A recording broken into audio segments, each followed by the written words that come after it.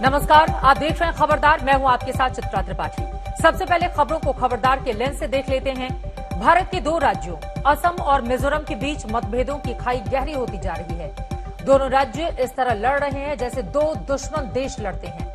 दोनों राज्यों की पुलिस एक दूसरे पर निशाना लगा रही है। असम पुलिस मिजोरम के पुलिस अधिकारियों को समन भेजती है तो मिजोरम पुलिस सीधे असम के मुख्यमंत्री हेमंता बिस्वा शर्मा के खिलाफ एफआईआर दर्ज कर लेती है। बात सप्लाई रूट को बंद कर देने के दावों तक पहुंच गई है। ऐसे हालात में आज तक की टीम वहां से लगातार रिपोर्टिंग कर रही है।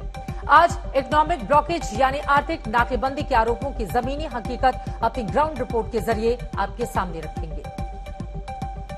इसके बाद बाबुल सुप्रियो के सियासी अलविदा का विश्लेषण करेंगे। आपको बताएंगे बाबुल की कहानी बीजेपी से शुरू होकर बीजेपी पर ही कैसे खत्म हो गई और उन्होंने राजनीति से संन्यास लेने का फैसला क्यों किया। इसके बाद आपको पहाड़ों से लेकर बंगाल तक की बाढ़ की रिपोर्ट दिखाएंगे। तस्वीरों और आंकड़ों की मदद से आपको बाढ़ वाली तबाही की बैलेंस शीट देखने को मिलेगी और आपको पता चलेगा कि देश के विकास की राह में किस तरह बाढ़ का ब्रेकर आया हुआ है। उधर नवजोत सिंह सिद्धू को पंजाब कांग्रेस का प्रदेश अध्यक्ष बनाए जाने के बाद मुख्यमंत्री कैप्टन अमरिंदर सिंह ने पहला इंटरव्यू आज तक को दिया है। विवाद और संवाद एक साथ कैसे चलेंगे, पार्टी में कोऑर्डिनेशन कैसे होगा, पंजाब का असली कैप्टन किसे माना जाए, इन सवालों का जवाब अमरिंदर सिंह की जुबानी सुनिएगा। और शुरुआत में ही आपको एक्स्ट्रा खबरदार कर देते हैं। 1 अगस्त से बैंकिंग सिस्टम में कुछ बदलाव हो रहे हैं। बैंक से होने वाला लेन देन अब रविवार और छुट्टियों के दिन भी हो पाएगा। आरबीआई ने national automated clearing house system को 7 दिन चालू रखने का फैसला किया है।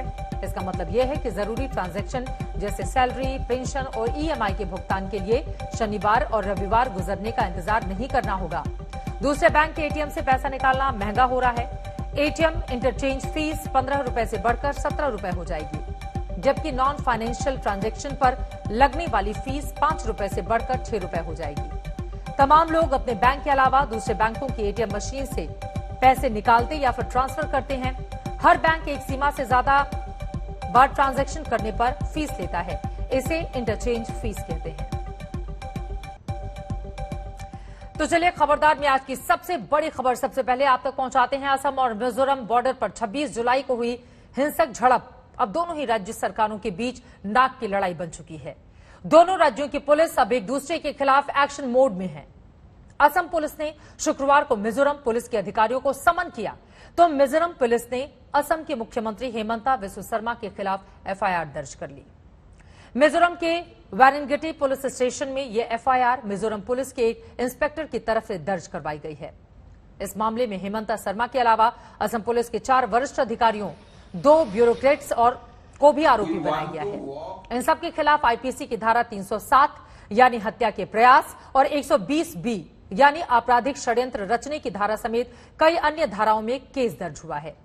एफआईआर में असम पुलिस के 200 अज्ञात जवानों को भी आरोपी बनाया गया है। इस एफआईआर को मिजोरम पुलिस की जवाबी कार्रवाई कहा जा सकता है, जिसके अधिकारियों को असम पुलिस ने 26 जुलाई को असम मिजोरम सीमा पर हुई हिंसा के मामले की जांच में शामिल होने के लिए समन भेजा था। यानी अब दोनों राज्य खुलकर एक दूसरे के आमने सामने आ गए हैं।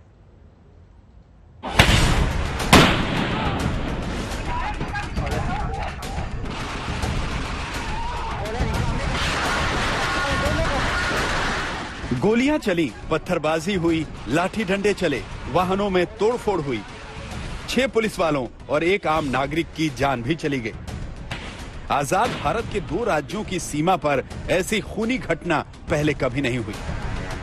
लेकिन अब बात बढ़ते बढ़ते असम और मिजोरम सरकार के बीच जानी दुश्मनी की हद तक पहुंच गई है। मिजोरम पुलिस की इस एफआईआर में असम के मुख्यमंत्री और पुलिस अधिकारियों को हत्या की कोशिश और हिंसा की सुनियोजित साजिश रचने का आरोपी बनाया गया है। एफआईआर कहती है 26 जुलाई को असम पुलिस के 200 हथियारबंद जवानों की एक टीम ने मिजोरम पुलिस के एक कैंप पर जबरदस्ती कब्जा करने की कोशिश की। असम पुलिस की टीम को असम पुलिस के आईजीपी अनुराग अग्रवाल और उनके 20 अफसरों की टीम लीड कर रही थी। असम पुलिस 20 वाहनों में मिजोरम पुलिस के बॉर्डर पोस्ट पर कब्जा करके वहां कैंप बनाने का मटेरियल भी साथ लेकर आई थी।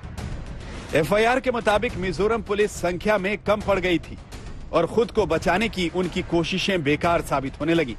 घटना की जानकारी मिलते ही मिजोरम पुलिस के स्थानीय एसपी और उनकी टीम ने मौके पर पहुंचकर असम पुलिस से बातचीत कर स्थिति को नियंत्रण में करने की कोशिश की।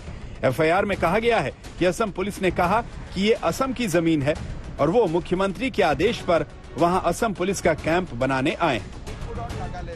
अपने खिलाफ दर्ज एफआईआर पर मुख्यमंत्री हिमंता ने ट्वीट कर जांच में शामिल होने की बात कही है और पूछा है कि केस किसी न्यूट्रल एजेंसी को क्यों नहीं सौंपा गया। उल्टा चोर कोतवाल को डांटे। एक तो चोरी, दूसरा सीनाजोरी। हमारे लोगों को मारा, हमारी जमीन में हमारे लोग थे, हमारे लोगों को 6 पुलिस वालों को एलएमजी से मारा और अब हमारे लोगों के ऊपर, हमारे मुख्यमंत्री के ऊपर एफआईआर कर रहे हैं, पुलिस के सीनियर लोगों के ऊपर एफआईआर कर रहे हैं।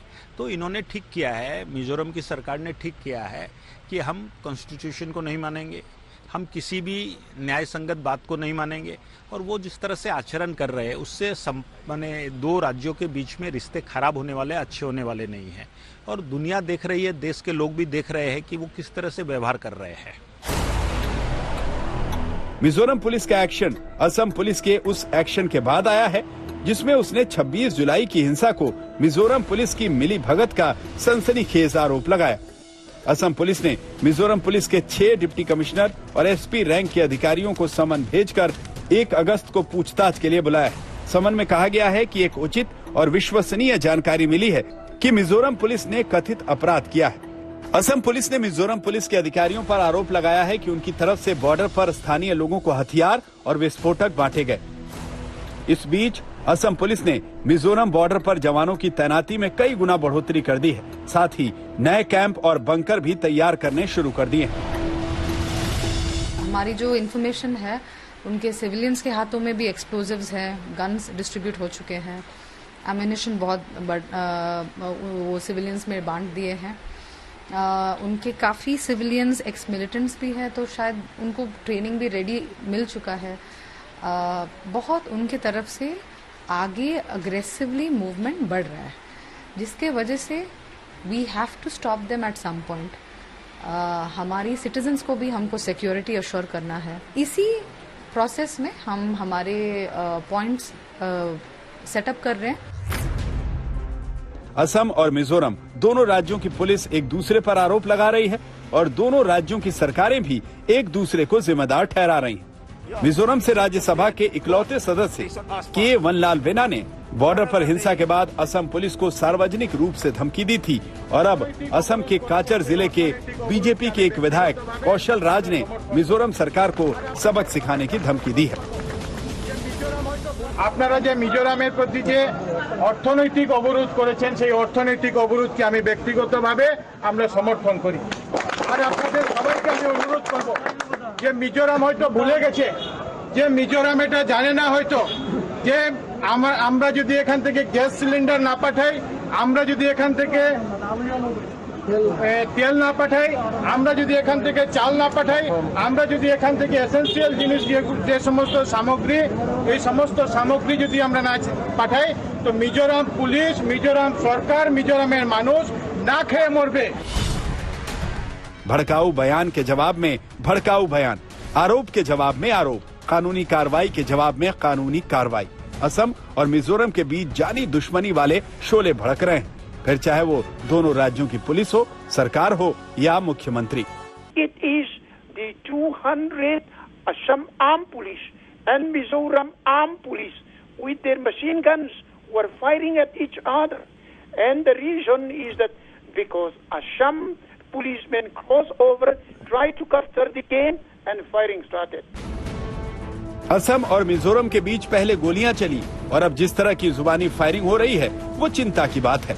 इतना सब हो जाने के बावजूद असम और मिजोरम सरकार के मुख्यमंत्रियों ने अब तक एक दूसरे से मिलकर बातचीत के जरिए इस मसले का हल निकालने की पहल नहीं की है। ये भी कम हैरानी की बात नहीं है। सिलचर असम से आशुतोष मिश्रा के साथ आज तक ब्यूरो। असम और मिजोरम सरकार के बीच सिर्फ बातचीत के रास्ते ही ब्लॉक नहीं है, बल्कि दोनों राज्यों की सीमाएं भी ब्लॉक हो गई हैं। दोनों तरफ अर्धसैनिक बलों की टुकड़ियों के अलावा राज्य पुलिस ने भी पोजीशन संभाल ली है और मिजोरम सरकार का आरोप है कि असम सरकार ने मिजोरम के सप्लाई रूट भी बंद कर दिए हैं।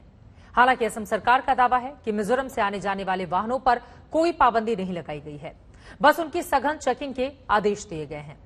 आज तक संवाददाता आशुतोष मिश्रा लगातार असम मिजोरम बॉर्डर से ग्राउंड रिपोर्टिंग कर रहे हैं। उन्होंने असम और मिजोरम सरकार के इकोनॉमिक ब्लॉकेज वाले दावों का रियलिटी चेक किया है।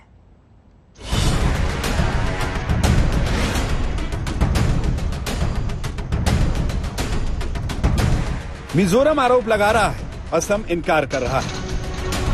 लेकिन बॉर्डर पर मिजोरम की नंबर प्लेट वाले इन ट्रकों के थमे हुए पहिए बता रहे हैं कि असम से मिजोरम का सप्लाई रूट ब्लॉक हो चुका है। ब्लॉकेट से क्या संदेश देना चाहते हैं? क्योंकि अभी तो हम लोग इतना फोर्स मोरा है, गाँव वाला आदमी भी मोरा है, तो हम लोग अभी ब्लॉकेट किया है। तो जब तक ये फैसला नहीं होगा तो हम ब्लॉकेट नहीं चढ़ेगा। कोई नहीं जाना सकता है। आज तक की टीम असम के करीमगंज जिले के मिजोरम से लगती हुई सीमा तक पहुंची, जहां ये एक छोटा सा पुल दोनों राज्यों को जोड़ता है। इस पुल पर असम की तरफ से ये ब्लॉकेज सरकार या प्रशासन ने नहीं बल्कि स्थानीय लोगों ने लगाया है, जिन्हें असम पुलिस भी रोक नहीं रही है। मिजोरम की तरफ से ना कोई गाड़ी आ रही है न जा रही है। बॉर्डर पर खड़े होकर असम और मिजोरम के बीच हद से गुजरती टेंशन और दोनों तरफ ऊंचाई वाले नए बने बंकर साफ दिख रहे हैं। 26 जुलाई को सिलचर में और खासकर जो असम मिजोरम बॉर्डर पर जो घटना हुई थी उसका जो रिएक्शन है वो अब दूसरे इलाकों में दिखने लगा है। हम करीमगंज जिले में हैं और मेरे ठीक पीछे जो बोर्ड है उस पर लिखा है वेलकम टू मिजोरम, यानी ये असम और मिजोरम की सीमा है। और अब जो ब्लॉकेड है, इकोनॉमिक ब्लॉकेड मिजोरम के लिए, वो लगभग सभी सीमाओं पर देखने को मिल रहा है। यहाँ पर भी देखिए बैरिकेड लगा दिए गए हैं। ठीक सामने स्थानीय लोगों का आरोप है कि मिजोरम की जो IRB है, वहां की जो पुलिस है, वो बंकर्स बना रही है और आगे ऊपर भी उन्होंने कंस्ट्रक्शन करके अपने जो है अपने लिए इस तरह के कैंप बना लिए हैं। इसके साथ साथ वो जो दूसरे इलाके हैं वहां पर भी टेम्पररी बंकर्स बनाए जाने लगे हैं। हलाल, ये क्यों लगा रहे हैं और कौन लगा रहा है ये ब्लॉकेड? ये देखिए हमारा सेफ्टी के लिए लगा रहा हूँ। आगे 3 किलोमीटर पहले एक ये लगाया बैरिकेड लगाया हुआ है, ये पब्लिक की तरफ से लगाया है कि हम लोग असम का 6 जवान शहीद हो गया, उसके साथ एक सिविलियन एक शहीद हो गया। ये ऐसा मतलब ऐसा लग रहा है कि यहाँ पे उन लोगों का जो एक्टिविटी है वो कभी भी मतलब हम लोगों को वार कर सकता है, ऐसा एक्टिविटी लगता है। तो हम लोग ने आके पब्लिक आके इधर मतलब ये कर रहा है, उनको मतलब कोई सामान उमान नहीं जाना। उनकी ओर से भी कंस्ट्रक्शन हो रहा है? उनकी तरफ से मतलब डेली हो रहा है, कंस्ट्रक्शन हो रहा है। और यहाँ जो हम लोग आप जगह पर खड़ा है ये एक्चुअली डाउन है। उन लोग ऊपर में पूरा मतलब ये बना हुआ है, सेंट्री पोस्ट बना हुआ है, चारों तरफ से गड्ढा खुद के बना हुआ है। आगे आप देख सकते हैं ऊपर में भी ऐसा है। तो गड्ढा क्यों खोदा है? गड्ढा खुदा है उनका सेफ के लिए खुदा है, उनको मतलब वार करने के मूवमेंट में है। ये 2 राज्यों के सीमा की स्थिति है और आप अमूमन इस तरह का कॉन्फ्लिक्ट 2 देशों के बीच देखा जाता है, लेकिन यहाँ एक ही देश के भीतर 2 राज्य और वो भी 2 पूर्वोत्तर सबसे संवेदनशील राज्यों के बीच में मसला हो रहा है। अब स्थानीय लोगों ने ब्लॉकेड लगा दिया है, यानी मिजोरम की जो सप्लाई लाइन है वो बंद हो जाएगी। यहाँ से देखिए मिट्टी भर भर के बोरे लगाए जा रहे हैं और इसके ठीक पीछे आरोप है कि जो मिजोरम पुलिस है, वहां की जो IRB है, उस तरफ भी बल्कि कंस्ट्रक्शन की आवाज महसूस की जा सकती है, सुनाई दी जा सकती है कि वहां पर भी काफी जो है कुछ न कुछ बनाने की वहां भी तैयारी की जा रही है। हमें भी इससे आगे जाने की अनुमति नहीं है। जाहिर है अब ये जो मसला है यहीं रुकने वाला नहीं है, मामला बेहद तनाव में है और स्थिति अभी भी संवेदनशील बनी हुई है। मिजोरम का ज्यादातर बॉर्डर असम से ही लगता है। दोनों के बीच करीब 165 किलोमीटर का बॉर्डर है, जहां असम की तरफ से अघोषित इकोनॉमिक ब्लॉकेज की वजह से मिजोरम की सप्लाई लाइन कट चुकी है। मिजोरम को अब बस उत्तरी त्रिपुरा से सटे अपने इकलौते बॉर्डर का सहारा है। हम इस समय त्रिपुरा की सीमा पर हैं और चूंकि असम और मिजोरम के बीच में जितनी सीमाएं हैं, असम के सभी जिलों पर ब्लॉकेड लगा दिया गया है और अब ऐसे में मिजोरम का दाना पानी असम से बंद हो गया। लेकिन नॉर्थ त्रिपुरा में इकलौता बॉर्डर है जो मिजोरम को जोड़ता है, यहां से ही अब उनकी सारी रसद जारी है। आगे आप देख पा रहे हैं ये बहुत पतला ब्रिज है, बहुत छोटा सा ब्रिज है। यहां पर एक एक करके जो तेल के टैंकर हैं, इंडियन ऑयल के टैंकर हम देख पा रहे हैं, जिसमें डीजल और पेट्रोल की सप्लाई हो रही है। साथ ही पीछे अगर आप देखें लंबी गाड़ियों का सिलसिला है, ये जो गाड़ियां आप काफिला देख पा रहे हैं, ये लंबा सिलसिला इसलिए है क्योंकि मिजोरम को दाना पानी, सब्जियां, अनाज, तेल, ये पेट्रोल के बड़े बड़े टैंकर, इन सब को अब जाने के लिए, ताकि राज्य में कहीं से क्राइसिस ना हो, त्रिपुरा पुलिस की भारी सुरक्षा के बीच में यहां से उन्हें रास्ता दिया गया है, ये ब्रिज पार करके, ताकि फिर वो मिजोरम की सीमा में प्रवेश कर पाए। यानी जैसे ही मैं ये ब्रिज पास करता हूं, उस पार मिजोरम की सीमा शुरू होती है और अब जरूरत का जो सारी सप्लाई है इस ब्लॉकेड के बीच में, इकलौता बॉर्डर ये त्रिपुरा है जहां से सप्लाई जा रही है।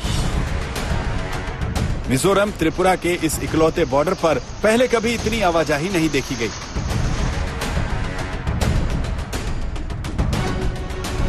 एक एक करके गाड़ियों को एक पतले सकरे पुल से त्रिपुरा से होते हुए मिजोरम की ओर छोड़ा जा रहा है, जिसमें मिजोरम के जरूरत का सामान लदा है।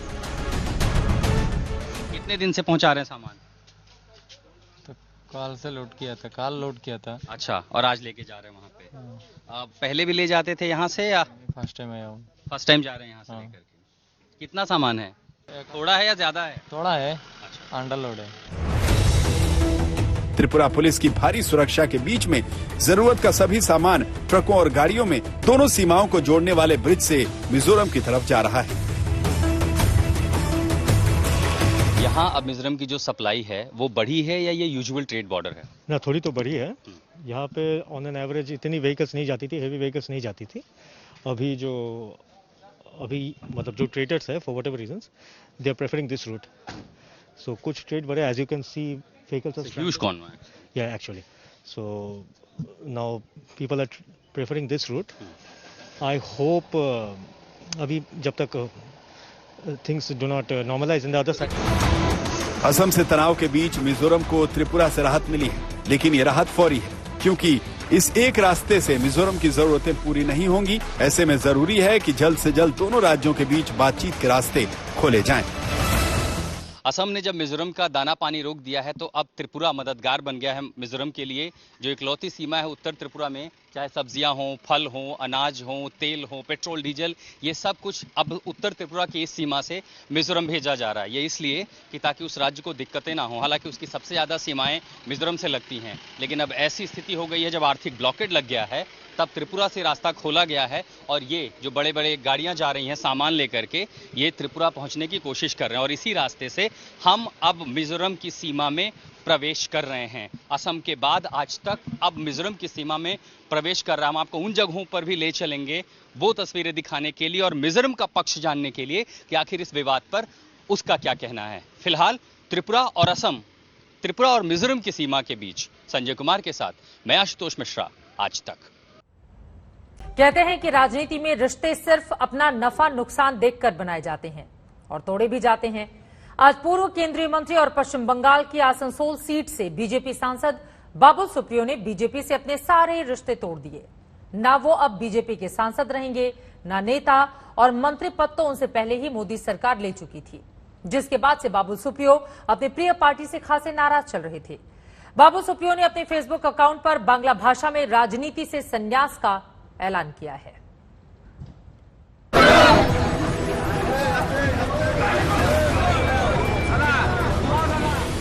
बंगाल में हार के बाद ना तो बाबुल सुप्रियो बीजेपी के प्रिय रहे थे और ना बीजेपी से उनको कोई प्रीत रही थी। बाबुल से मंत्री पद तो बीजेपी ने पहले ही छीन लिया था। I, Babul Supriyo, do swear in the name of God that I will bear true faith and allegiance. अब बाबुल सुप्रियो न बीजेपी के नेता रहे, न बीजेपी के कार्यकर्ता रहे और न ही बीजेपी के सांसद रहे। बाबुल सुप्रियो ने न सिर्फ बीजेपी से अपने सारे रिश्ते नाते तोड़ लिए हैं, बल्कि राजनीति ही छोड़ देने का ऐलान कर दिया है। फेसबुक पर उन्होंने लिखा, मैं तो जा रहा हूं, अलविदा। पिछले कुछ दिनों में मैंने बार बार सोचा और राजनीति छोड़ने का मन बनाया। मैं अपना सरकारी घर 1 महीने में छोड़ दूंगा और सांसद पद से भी इस्तीफा दे दूंगा। वैसे बाबुल सुप्रियो का बीजेपी से मोह भंग होना कोई हैरानी की बात नहीं है। इसी महीने 7 जुलाई को जब मोदी सरकार ने उनसे मंत्री पद छीन लिया था तो उन्होंने फेसबुक पर लिखा था, उनसे इस्तीफा मांगा गया तो उन्होंने दे दिया। इसके बाद से ही उनके टीएमसी का दामन थामने की बातें उड़ने लगी थी। आज बीजेपी को बाय बाय बोलने वाली फेसबुक पोस्ट में बाबुल सुप्रियो ने लिखा, ये भी साफ कर दूं कि मैं किसी और पार्टी में नहीं जा रहा। टीएमसी, कांग्रेस, सीपीआईएम कहीं नहीं। मुझे किसी दूसरी पार्टी के नेताओं ने फोन भी नहीं किया है। मैं कहीं नहीं जा रहा हूँ। मैं एक टीम प्लेयर हूँ, हमेशा एक टीम का साथ दिया है, मोहन बागान और राजनीति में सिर्फ भाजपा, बस। वैसे हो तो ये भी सकता है कि ममता बनर्जी ने ही बाबुल सुप्रियो को अपनी टीम में शामिल करने से इनकार किया हो, क्योंकि मंत्री पद से इस्तीफा देने के बाद बाबुल सुप्रियो ने टीएमसी और मुकुल रॉय को ट्विटर पर फॉलो किया था। लेकिन 3 दिन पहले उनके बयान में टीएमसी के प्रति उनकी ममता में दोबारा गिरावट आई। देखिए, खेला होगा जो इलेक्शन के बाद, जीत हार तो लगा रहता है। उन्होंने जीत हासिल की है। हम जहां से लड़े थे वहां पे भी क्या क्या हुआ था फेसबुक पे मैंने लाइव दिया था। बट हम तो कोई किसी में से हम तो कोर्ट नहीं गए। हमने फेडरल स्ट्रक्चर को या इलेक्शन कमीशन को चैलेंज नहीं किया। हम कोर्ट नहीं किया। दीदी कोर्ट में लड़ रही है, हमने कुछ नहीं किया। We have not been bad losers. तो जीत तो हुई है उनकी, अच्छी बात है, लेकिन उसका मतलब ये नहीं होता है कि आप जो है आप खेला हॉबे के तौर पे उन्होंने कलकत्ता में जो किया, जिस तरीके के पॉलिटिकल किलिंग्स और टॉर्चर जो आज तक चल रहा है, उसके उसी खेला हॉबे वर्ड को एक वॉर क्राई की तरह यूज करके आक्रमण करने का एक जरिया समझ के उसे यूज किया है। तो देश में खेला हो तो डेफिनेटली नहीं होगा, ये मैं आपको बता सकता हूँ। बाबुल सुप्रियो ने कहा कि उन्होंने अपने माता पिता, दोस्तों और करीबियों की सलाह लेकर बीजेपी छोड़ने का फैसला किया है, लेकिन उन्होंने बीजेपी आला कमान से मिलकर इस्तीफा देने की जरूरत भी महसूस नहीं की। उन्होंने लिखा, पिछले कुछ दिनों में मैं अमित शाह और जेपी नड्डा जी के पास गया और उन्हें बताया कि मैं क्या महसूस कर रहा हूँ। मैं उनका प्यार कभी नहीं भूल सकता और इसीलिए उनके पास नहीं जा सकता। मेरी हिम्मत नहीं कि उनके पास जाकर ये कहूँ। मैंने काफी पहले ही फैसला ले लिया था, तो अब उनके पास जाऊंगा तो उन्हें लगेगा कि मैं मोल भाव कर रहा हूं और ये ठीक नहीं है। तो मैं नहीं चाहता कि कोई गलत संकेत निकले। मैं प्रार्थना करूंगा कि वो मुझे गलत ना समझे। वैसे बाबुल सुप्रियो को लेकर बीजेपी की गलतफहमी काफी दिनों से चर्चा में थी। बंगाल बीजेपी चीफ दिलीप घोष ने तो बाबुल सुप्रियो के इस्तीफे पर औपचारिक टिप्पणी करना भी उचित नहीं समझा। কে রাজনীতি করবে না করবে, কখন করবে, কখন ছাড়বে, এটার আমার কিছু বলার নেই। প্রত্যেকের নিজস্ব অধিকার আছে, সেই হিসাবে তারা করছে।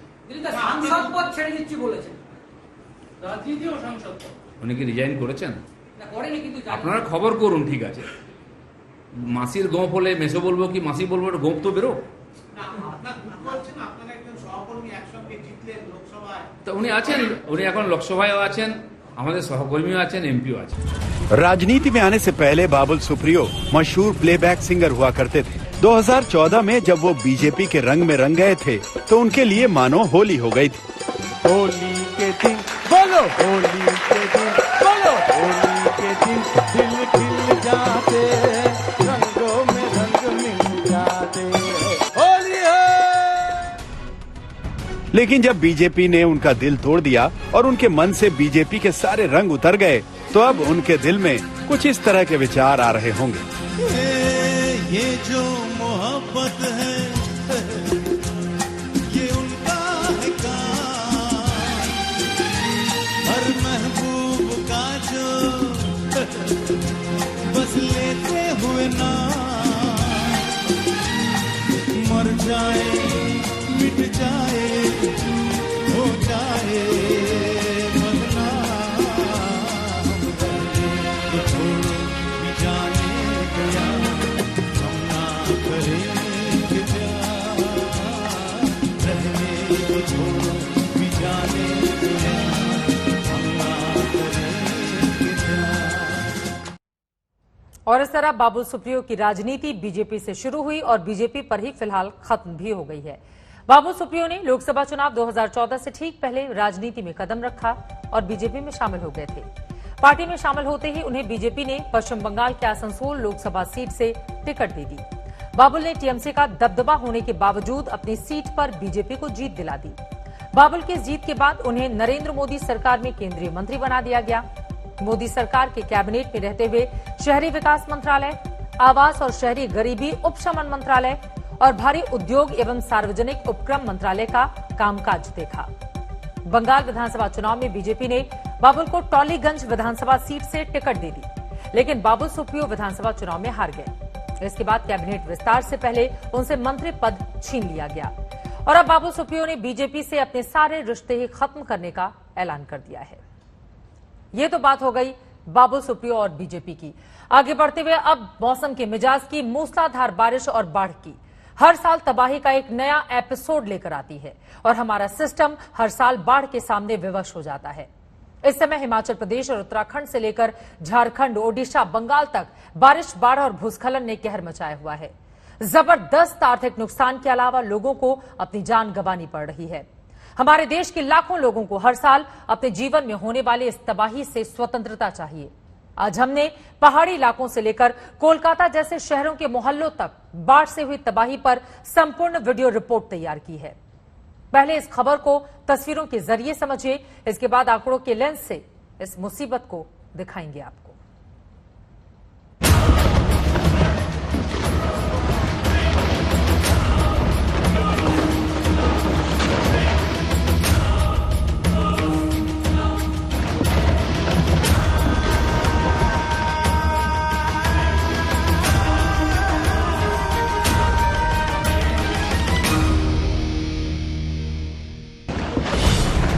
हिमाचल और उत्तराखंड से लेकर बंगाल तक दरकते पहाड़ों से कारों के स्विमिंग पूल तक ये बारिश और बाढ़ के कहर की वीडियो रिपोर्ट है।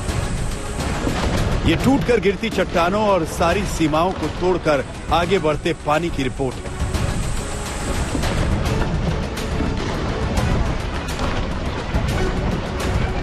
मॉनसून की बारिश हिमाचल के पहाड़ों में विध्वंस मचा रही है। दरकते हुए पहाड़ों से टूटती चट्टानों की बरसात, तहस नहस होती सड़कें, पहाड़ों का ये रौद्र रूप लोगों को डरा रहा है। चंबा के तिस्ता में जब बड़ी बड़ी चट्टानें गिरने लगी तो नीचे गांव में घरों की छतों पर खड़े लोगों में चीख पुकार मच गई। जैसा कि आपने देखा कि किन्नौर में जो हादसा हुआ, वैसा ही हमारे चुरा में हादसा हो रहा है और लोग कितने सहमे हुए हैं और यहाँ पे पहाड़ियाँ दरक रही हैं और लोग यहाँ से वहाँ भाग रहे हैं। तो इसके लिए प्रशासन को कुछ करना चाहिए। सिरमौर से लेकर मंडी और लाहौल स्पीति तक हाल बेहाल है। सड़कों पर मलबा है, सैकड़ों पर्यटक फंसे हुए हैं। इस मौसम में पहाड़ी सड़कों पर चलना खतरे से खेलने जैसा है और इस खेल में कभी भी जान जा सकती है। तो तकरीबन यहाँ 8 गाड़ियाँ थी या 7 गाड़ियाँ थी, जिसमें कि 3 गाड़ियाँ तो बिल्कुल 2-3 गाड़ियाँ तो बिल्कुल ठीक निकल गई, बाकी 6 गाड़ियाँ जो है टोटल लॉस है। तकरीबन 2-2.5 करोड़ का नुकसान हुआ है। हमारा डंगा भी चला गया, ये डंगा भी है साथ वाला, ये भी क्रैश हो गया। उत्तराखंड में भी पानी आसमान से आफत बनकर बरस रहा है। कोई भरोसा नहीं कि कब पहाड़ दरक जाए, कब सड़क मलबे में तब्दील हो जाए। लैंडस्लाइड की ये तस्वीरें उत्तराखंड के चमोली की हैं। वहाँ कई इलाकों में पहाड़ी मलबा सड़कों पर आ गया। बद्रीनाथ नेशनल हाईवे तो कई जगहों पर तहस नहस हो गया है। इसके अलावा धरासू यमुनोत्री नेशनल हाईवे पर भी अचानक पहाड़ी का एक बड़ा हिस्सा टूटकर गिरा है। कदम कदम पर हादसों का खतरा है। कुमायूं के काशी बागेश्वर में सरयू और गोमती के संगम पर पानी काफी बढ़ गया है। जलस्तर बढ़ने की वजह से 20 गांवों का संपर्क कट गया है।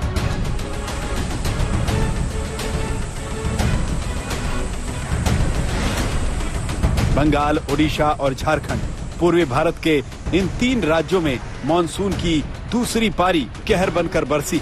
तीनों राज्यों में हालात एक जैसे हैं। झारखंड की राजधानी रांची का हाल देखिए। यहाँ सड़कों पर भरे पानी में खिलौनों की तरह डूबी हुई कारें बता रही हैं कि बाढ़ ने शहर की पूरी व्यवस्था को डुबो दिया है।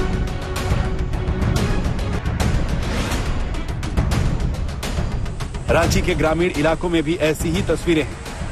किनारे से बहने वाली नदी की धार अब अंदर तक आ गई।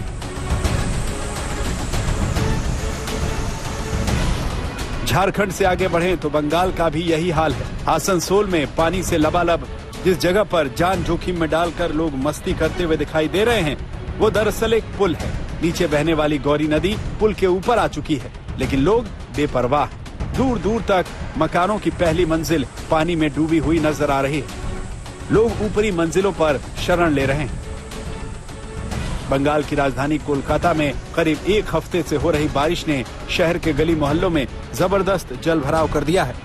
यहाँ इतना पानी जमा हो गया है कि बारिश रुकने के बाद भी हर जगह तालाब जैसे हालात नजर आ रहे हैं। मकानों के भीतर पानी घुस चुका है। पानी कब से है यहाँ पे? पानी कल रात से है। कल रात से बारिश के बाद? बारिश के बाद। तो आपके घर में भी घुसा था क्या पानी? नहीं, यहाँ तक आता है पानी। मेरा ये बाइक है, मेरा स्कूटर पूरा डूब गया था। पानी ये जो कमर तक उठता है, अभी थोड़ा ज्यादा पानी भर जाने से वो सोच लीजिए इतना दूर तक आ जाता है। यदि यहाँ पर इतना आता है तो हम लोग थोड़ा आगे कलकत्ता एकेडमी स्कूल के आगे बढ़ेंगे तो यहाँ तक आएगा। हुगली के ग्रामीण इलाकों में और बुरा हाल है। खेत खलिहान, नदी, तालाब सब एक हो गए। न सड़कें बची, न पगडंडियां। कच्चे मकान पानी में बहते दिखते हैं। लोग बेबस किसी तरह इस मुसीबत को पार करने की जद्दोजहद में लगे। आजादी के 74 साल अब पूरे होने वाले हैं। भारत चांद और मंगल तक पहुंच चुका है, लेकिन अब भी बाढ़ से होने वाले वार्षिक नुकसान से बचने के लिए हमारे पास प्रभावशाली प्लान नहीं। आज तक ब्यूरो। हमारा देश न्यू इंडिया बनने के सपने देख रहा है, लेकिन बाढ़ से नुकसान की तस्वीरें और आंकड़े सब कुछ पानी पानी कर देती हैं। भारत के 32.90 करोड़ हेक्टेयर क्षेत्र में, इसमें से 4 करोड़ हेक्टेयर में बाढ़ का खतरा होता है। बाढ़ बार बार आती है, हर साल आती है और पूरे इंफ्रास्ट्रक्चर को नुकसान पहुंचाती है और ये नुकसान धीरे धीरे बढ़ता चला जाता है। सेंट्रल वाटर कमीशन के मुताबिक 1953 से 2017 के बीच बाढ़ की वजह से देश को कम से कम 3,78,000 करोड़ रुपए का नुकसान हुआ। 1,07,000 लोगों की मौत हुई। 8 करोड़ से भी ज्यादा घर नष्ट हो गए। इस आकलन के तहत आने वाले करीब 65 वर्षों में किसानों की फसल का ही कम से कम 1,11,000 करोड़ रुपए का नुकसान हुआ। नवंबर 2019 में जल शक्ति मंत्रालय के राज्य मंत्री रतन लाल कटारिया ने राज्यसभा में बताया था कि 2018 में ही बाढ़ से 95,000 करोड़ रुपए से ज्यादा का नुकसान हुआ। ये 2017 के मुकाबले 2.5 गुना था। रिकॉर्ड्स के अनुसार बाढ़ से हर साल औसतन 1,600 लोगों की मौत होती है। बाढ़ की वजह से सबसे ज्यादा मौतें 1977 में हुई थी, तब 11,316 लोगों की जान गई थी। बाढ़ हर साल 15 लाख से ज्यादा लोगों को अपना घर छोड़ने के लिए मजबूर कर देती है। ज्यादा तबाही मचाने वाली बाढ़ हर 5 साल में कम से कम एक बार आती है। 2020-21 में बाढ़ की वजह से देश में 66 लाख हेक्टेयर से ज्यादा फसल को नुकसान पहुंचा था। इस बार शुरुआती अनुमान के हिसाब से अकेले महाराष्ट्र में 4 लाख हेक्टेयर फसल नष्ट होने की आशंका है। ये आंकड़े संकेत देते हैं कि बाढ़ का असर देश के विकास की रफ्तार पर भी पड़ता है। सवाल यह है कि बाढ़ का सामना उस तरह से क्यों नहीं किया जाता जिस तरह किसी दुश्मन का सामना किया जाता है। अगर बॉर्डर पर देश की रक्षा के संदर्भ में नई टेक्नोलॉजी, आधुनिक हथियार, नए सिस्टम लाए जा सकते हैं, तो बाढ़ से लड़ने का काम इसी तरह युद्ध स्तर पर आखिर क्यों नहीं हो सकता। बारिश के मौसम में राजधानी दिल्ली से ऐसी तस्वीरें सामने आई जिसने सारे इंतजामों की पोल खोलकर रख दी। राजधानी के वीआईपी इलाके में बीच सड़क गड्ढा बन गया। गनीमत रही कि इस हादसे में कोई हताहत नहीं हुआ है।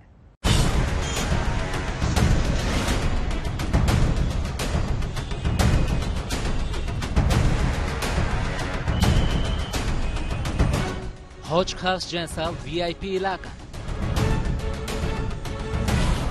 आईआईटी की ओर जाने वाली सड़क और इस सड़क पर बन गया है गुफानुमा गड्ढा।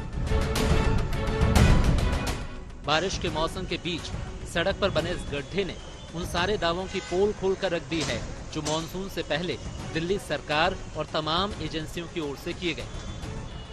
मेन सड़क पर गड्ढा हुआ तो रास्ते पर आवाजाही रोक दी गई और फिर इसकी मरम्मत का काम शुरू किया गया। लेकिन ये भी जानिए कि आखिर सड़क पर यह गड्ढा हुआ तो कैसे।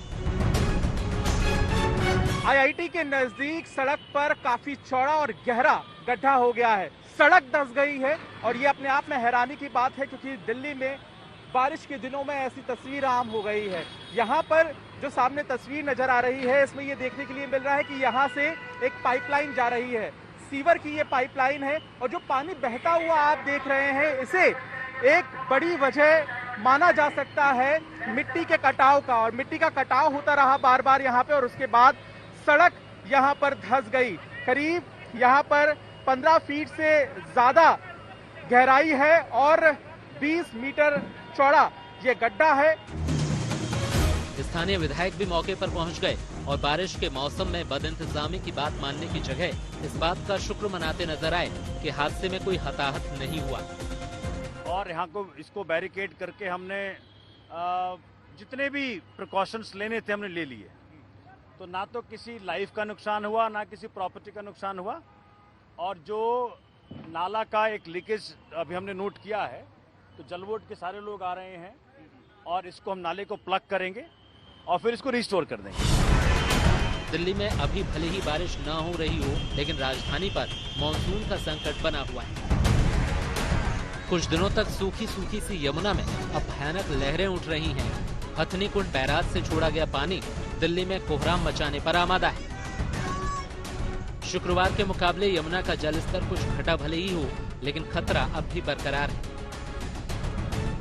यही वजह है कि यमुना के किनारे पर आकर बसे लोग अपने इंतजाम करने में जुटे।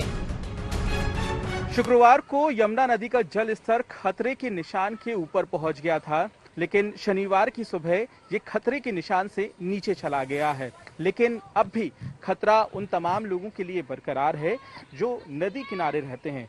हम इस वक्त मौजूद हैं कश्मीरी गेट के नज़दीक यमुना घाट पर और आपको हम तस्वीरें दिखा रहे हैं यमुना नदी की। बाढ़ जैसी तस्वीर अभी भी नज़र आ रही है। बहाव काफ़ी तेज़ है और साथ ही साथ आसपास जो रहने वाले लोग हैं वो अपनी पूरी तैयारी किए हुए हैं कि अगर दोबारा यहाँ पर जल स्तर बढ़ता है तो सुरक्षित जगह पर जा सकें। शुक्रवार को यमुना का पानी तटों पर बने घरों के मुहाने तक पहुँच गया था। यहाँ पर अभी जब जल स्तर बढ़ गया था, खतरे के निशान तक पहुँच गया था लोहा पुल में, तो पानी कहाँ तक पहुँच गया? पानी यहाँ तक आ गया था। ये आपकी सीढ़ी है ना, यहाँ पर ये जो पीपल का पत्ता पड़ा यहाँ तक था पानी, और उसके बाद फिर रात के बाद उतरना धीरे धीरे चालू हो गया। अब 2 सीढ़ी उतर चुकी है। यमुना में खतरे को देखते हुए प्रशासन अलर्ट पर है। लोगों को भी यमुना के किनारों से दूर रहने की अपील की जा रही है। घाटों पर रहने वाले लोग भी इस संकट से वाकिफ हैं। यही वजह है कि वो खुद भी यमुना के बढ़ते पानी पर नजर बनाए हुए हैं। रात को हम खुद अपना 10-11 बजे एक बार उठ के देख लेते हैं कि कोई दिक्कत तो नहीं है, कोई बंदा तो नहीं खड़ा हुआ यमुना किनारे। तो 1-2 चक्कर हम रात में उठ के मारते हैं, यहाँ पर नाव पे खड़े होकर देखते हैं। अकल को कोई ऐसा संज्ञान बंदा हमें लगता भी है कि कुछ ऐसा करने वाला है तो उसको रोकते हैं और उसको बाहर भेज देते हैं। प्रशासन भी जानता है कि अगर यमुना इसी तरह से रौद्र रूप दिखाती रही तो दिल्ली के निचले इलाकों में बाढ़ का पानी घुस जाएगा। सैकड़ों घर इसमें तबाह हो सकते हैं।